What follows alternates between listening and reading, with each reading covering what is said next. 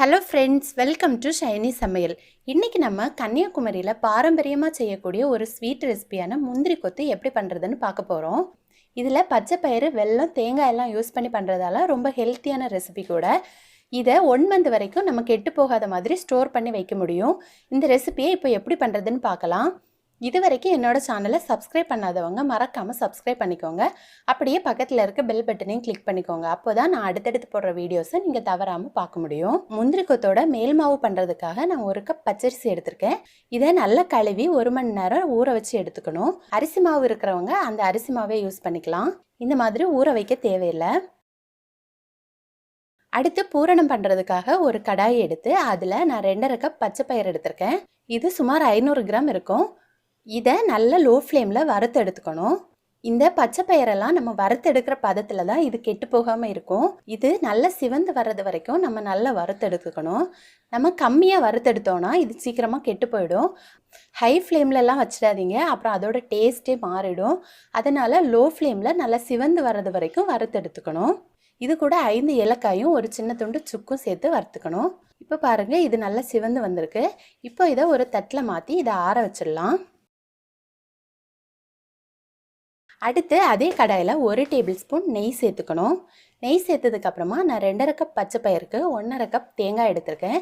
தேங்காய் அதிகம் பிடிக்கும்னா நீங்கள் இன்னும் கூட கொஞ்சம் சேர்த்துக்கலாம். இப்போது இந்த தேங்காயையும் நல்லா சிவந்து வர்றது வரைக்கும் வறுத்து எடுத்துக்கணும். நெய் சேர்த்தா அந்த தேங்காய்க்கு நல்ல ஒரு மணம் கிடைக்கும். அதுக்காக தான் நான் 1 டேபிள் ஸ்பூன் நெய் சேர்த்துருக்கேன். இப்போ இதையும் லோ ஃப்ளேமில் வச்சு நல்லா சிவந்து வர்றது வரைக்கும் வறுத்தெடுக்கணும். இப்போ இதை நல்லா சிவந்து வந்திருக்கு. இதையும் ஒரு தட்டில் மாற்றி நல்லா ஆற விட்டுடலாம்.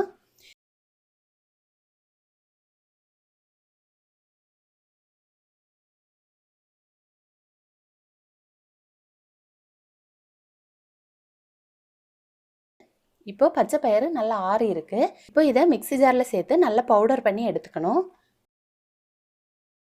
ரொம்ப நைஸாக பவுடர் பண்ண வேண்டாம், கொஞ்சம் திருன்னு இருக்கிற மாதிரி இந்த மாதிரி நல்லா அரைச்சி எடுத்துக்கணும். அப்போ தான் அந்த முந்திரி கொத்துக்கு நல்ல ஒரு டேஸ்ட் கிடைக்கும். அது கூடவே நம்ம வறுத்து வச்சுருக்க தேங்காயும் சேர்த்துக்கணும். தேங்காயை நீங்கள் வேணும்னா பவுடர் பண்ணிக்கலாம், இல்லைனா இப்படியே கூட சேர்த்துக்கலாம்.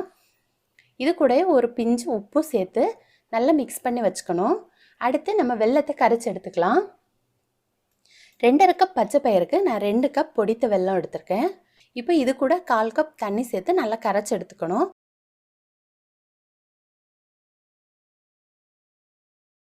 கரைச்சதுக்கு அப்புறமா இதை வடிகட்டி இதில் உள்ள தூசியெல்லாம் எடுத்துடணும்.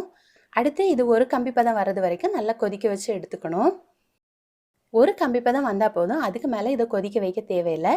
இதில் நீங்கள் வெல்லத்துக்கு பதிலாக கருப்பட்டி கூட சேர்த்துக்கலாம், ரொம்ப நல்லாயிருக்கும். இப்போ நமக்கு வெள்ளைப்பாகு வந்து ரெடி ஆகியாச்சு. அடுத்து இந்த சூடான வெள்ளைப்பாகை நம்ம மாவில் சேர்த்து மிக்ஸ் பண்ணி எடுத்துக்கணும். இது ரொம்ப சூடாக இருக்கும், அதனால் ஒரு கரண்டி எடுத்து நல்லா மிக்ஸ் பண்ணி எடுத்துக்கோங்க.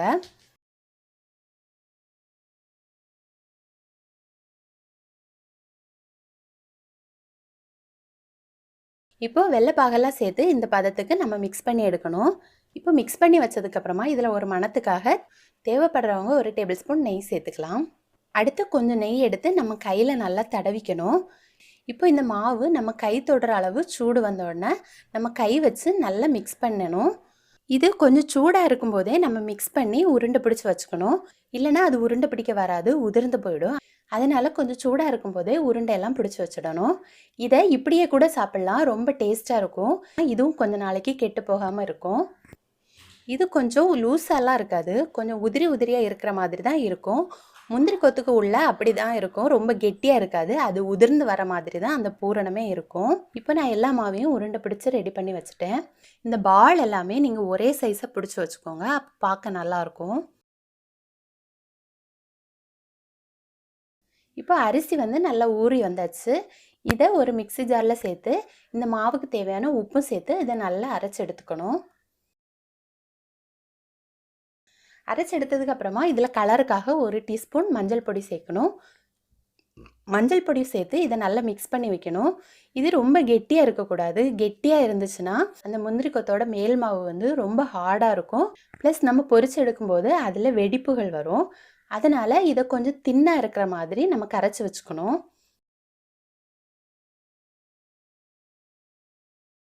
நம்ம உருண்டை பிடிச்சு வச்ச அப்புறம் டைம் ஆக ஆக இது வந்து கொஞ்சம் கெட்டியாகிட்டே இருக்கும். இப்போ பாருங்க, இந்த உருண்டையெல்லாம் கொஞ்சம் நல்லா கெட்டியாகி வந்திருக்கு. அடுத்து நம்ம கரைச்சி வச்சிருக்க மாவில் டிப் பண்ணி இதை எண்ணெயில் போட்டு பொரிச்சு எடுத்துக்கணும்.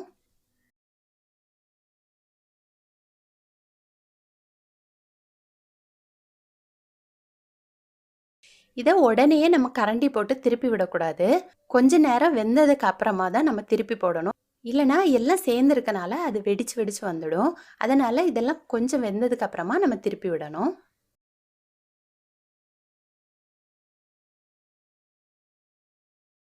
ஐநூறு கிராம் பச்சை பயிரில் எனக்கு 30 முந்திரி கொத்துக்கிட்ட வந்துச்சு. இப்போ பாருங்க, எல்லாமே வெந்து ரெடி ஆகியாச்சு. நம்ம இதை எடுத்து வச்சிடலாம். இதே மாதிரி மீதி இருக்க மாவு எல்லாத்தையுமே நம்ம செய்து வைக்கணும். இப்போ நமக்கு சுவையான கிறிஸ்பியான முந்திரி கொத்து வந்து ரெடி ஆகியாச்சு. இதை நீங்கள் நல்லா வறுத்து கரெக்ட் பதத்தில் செய்து வச்சா 1 மாதம் வரைக்கும் கெட்டு போகாமலே இருக்கும். இந்த ஸ்நாக்ஸ் வந்து நமக்கு ரொம்ப நாளைக்கும் வரும். ரொம்ப டேஸ்ட்டாகவும் இருக்கும், ரொம்ப ஹெல்த்தியாகவும் இருக்கும். இந்த ரெசிபியை நீங்களும் செய்து பார்த்து உங்களோட கமெண்ட்ஸ் சொல்லுங்கள். இந்த வீடியோ உங்களுக்கு பிடிச்சிருந்தனா என்னோட சேனலை மறக்காமல் சப்ஸ்கிரைப் பண்ணிக்கோங்க. தேங்க்யூ.